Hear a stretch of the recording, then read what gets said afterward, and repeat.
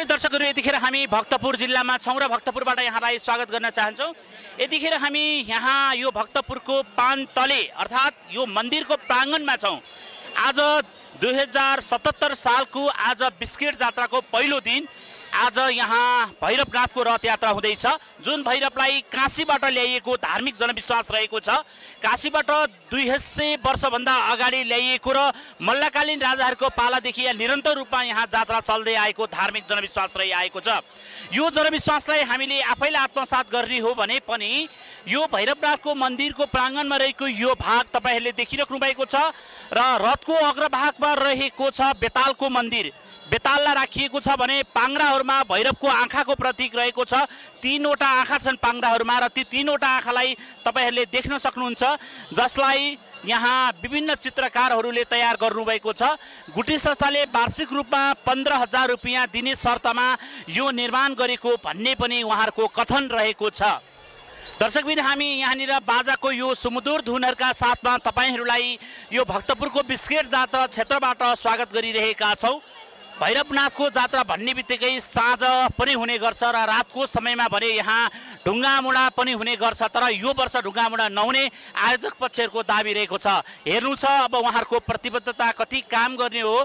हुन त यो जात्रा हुन नदिनको लागि भक्तपुर नगरपालिकाले यो जात्राको शुभारम्भको लागि पहल कदमी गरेको बताइन्छ। भक्तपुर जिल्ला प्रशासन कार्यालयले भने जात्रा हुन नदिनको लागि विभिन्न पहल कदमीहरू गरेको थियो, तथापि स्थानीय जनताको विरोधको बावजुदले त्यो जात्रा गर्न दिने कुरामा सहमत भएको छ।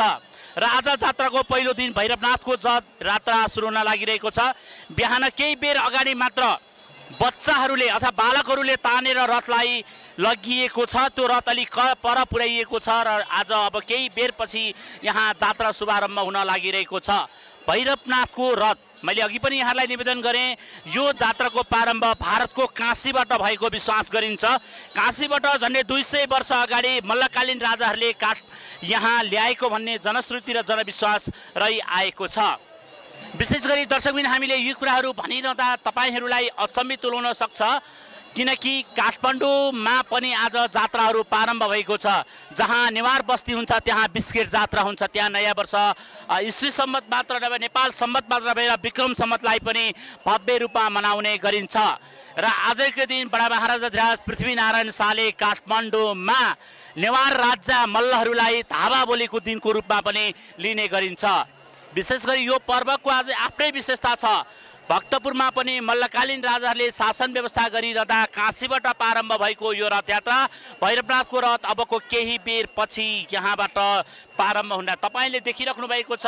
यो अहिलेको प्राङ्गण भैरव मन्दिर र पानतले मन्दिरको अगाडिपट्टि हजारौँ भक्तजनहरू आइसक्नु भएको छ।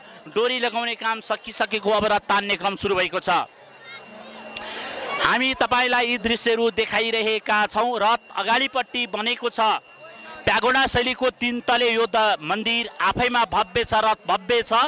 र मैले अघि पनि निवेदन गरेँ, रथको चारतिरको पाङ्ग्रामा 3-3वटा आँखा राखिएको छ। त्यो आँखा देवादेव श्री महादेवको प्रतीकको रूपमा भैरवको आँखा भएको मानिन्छ र भैरवको आँखा 3वटा भएको सायद योटी पनि हेर्न सक्नुहुन्छ। यहाँ पनि हजारौँ भक्तजनहरू आइसक्नु भएको छ। सायद बिस्केट जात्रालाई रौनकता दिनको लागि आउनु भएको छ। हर उमेरका मान्छेहरू यहाँ देख्न सक्छौँ। हरेक उमेरका साना बालबालिकादेखि युवा वृद्ध सबै किसिमका व्यक्तिहरू यहाँ आउनु भएको छ। र यो बिस्केट जात्राको आज पहिलो दिन आज भैरवनाथको रथ तानिँदैछ। अबको केही बेरमा भैरवनाथको रथ तानिँदैछ। काशीबाट आएको रथ भनेर विश्वास गरिने यो भैरवनाथको रथ देवादिदेव श्री महादेवको प्रतीकको रूपमा समेत लिने गरिन्छ। भैरवको रथ तान्नु सजिलो छैन, अर्को भैरव चलाउनु पर्छ भन्ने रोचक पक्षहरू पनि यहाँ देख्न र सुन्न पाउँछौँ। दर्शकबिन हामीले यी चिजहरू यहाँहरूलाई जस्ताको तस्तै सांस्कृतिक पक्षहरूलाई पनि उजागर गरिरहेका छौँ। साथै काठमाडौँमा सेतो मच्छिन्द्रनाथको जात्रा अनि ललितपुरमा रातो मच्छिन्द्रनाथको जात्रा त भक्तपुरमा बिस्केट जात्रा। यही हुन् सांस्कृतिक पक्ष। यही सांस्कृतिक पक्षलाई जीवन्तता दिनको लागि भइरहन्छ बिस्केट जात्रा। हुन त यो वर्ष बिस्केट जात्रा नगर्नको लागि जिल्ला प्रशासन कार्यालय भक्तपुरले आदेश जारी गरेको थियो, तर स्थानीय जनताको प्रतिरोधको बावजुद अब त्यो आदेशले काम गर्न छोडेको छ। दर्शकबिन हामीले यी चिजहरूलाई यहाँलाई जस्ताको तस्तै देखाउने प्रयास गरिरहेका छौँ। भक्तपुरको यो परिसरबाट हामीले यहाँ के भइरहेको छ भन्ने कुराको यहाँलाई देखाउने प्रयत्न गरिरहेका छौँ। सेवा छ, भाव छ, अनि धर्म छ, संस्कृति छ, परम्परा छ। भक्तजनको चाप क्रमशः अर्दो बढ्दो छ। सयौँबाट सुरु भएको क्रम अहिले हजारमा परिणत हुन थालिसकेको छ। भैरवनाथको रथ पनि अब लगभग तयारको भएर अब बुढाउन हिँडाउनको लागि तयार भएको छ। यहीलाई रथलाई एउटा टोलका रथका मान्छेले अर्को टोलले तान्ने र साँच्चै यहाँ रणभूमि पनि बन्न सक्छ। विगतका रणभूमिहरूमा केही मान्छेहरूको मृत्यु समेत भएको यो जात्राको दिन आजको दिन लिन सकिन्छ। हामी कामना गर्छौँ, भगवान भैरवसँग पनि कामना गर्छौँ शान्तिपूर्ण रूपमा यो सालको रथ यात्रा समापन होस् भन्ने पनि हामी कामना गर्छौँ।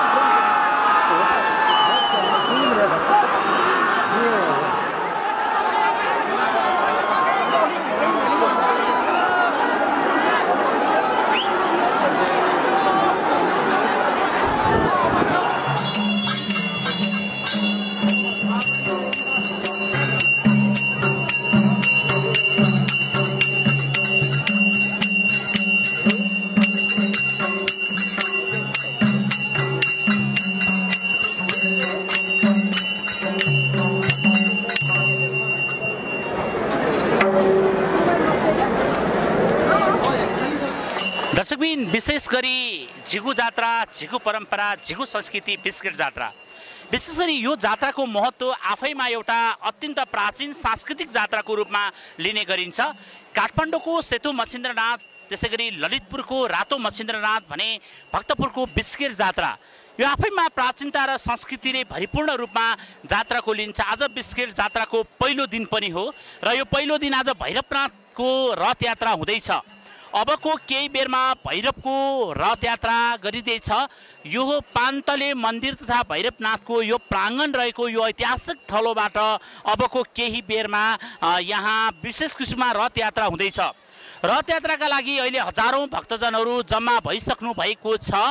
रथ तपाईँले देखिराख्नु भएको छ, प्यागोडा शैलीमा निर्माण भएको छ। अघिल्लो भागमा पहेँलो रङ लगाइएको छ र रथको सबभन्दा पहिलो अग्रभागमा बेताल राखिएको छ, बेताल भगवान राखिएको छ र रथको 4वटा पाङ्ग्रा छन् र पाङ्ग्रामा 3-3वटा आँखा छन्। ती 3वटा आँखा भनेको भैरवनाथको आँखा हो, जसलाई देवादिदेव श्री महादेवको आँखा पनि भनिन्छ। यो जात्रा भारतको काशीबाट सुरु भएको धार्मिक जनविश्वास रहिआएको छ। आज विशेष गरी काठमाडौँमा पनि नेवार समुदायहरू बस्ने ठाउँमा आज जात्रा सांस्कृतिक रूपमा हुने गर्छ। तर आजको जात्राको रोचक पक्ष पनि छ, यसको ऐतिहासिक पक्ष पनि छ।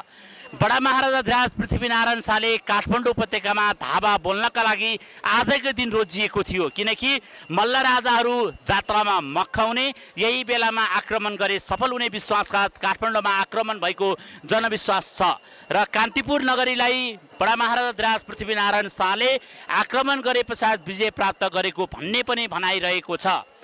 मल्ल राजाहरूले भक्तपुरका राजासँग सम्बन्ध गाँसिएको र उक्त सम्बन्ध गाँसेकै कारणले विवाह जस्ता सम्बन्धमा परिणत भएको भन्ने पनि भनाइरहेको छ। विशेष गरी हामीले जात्राका यावत पक्षहरूको यहाँलाई जस्ताको तस्तै पेश गर्ने प्रयास गरिरहेका छौँ। यहाँले देखिराख्नु भएको छ प्यागोडा शैलीको 3 तले रथ छ। अहिले रथलाई गहना लगाउने क्रम सुरु भएको छ। हुन त यो जात्रा गत साल हुन सकेको थिएन। यो साल पनि नगर्नको लागि भक्तपुरका जिल्ला प्रशासन कार्यालयले आदेश जारी गरेको थियो। स्थानीय जनताको प्रतिरोधको बावजुद जिल्ला प्रशासन कार्यालय आफ्नो निर्णयबाट पछाडि हटेको छ। जसरी भगवान इन्द्रलाई सहकालका देवता भनेर चिनिन्छ भने यहाँ भैरवनाथलाई शक्तिका प्रतीकको रूपमा रहेर पूजा आजै गरिन्छ।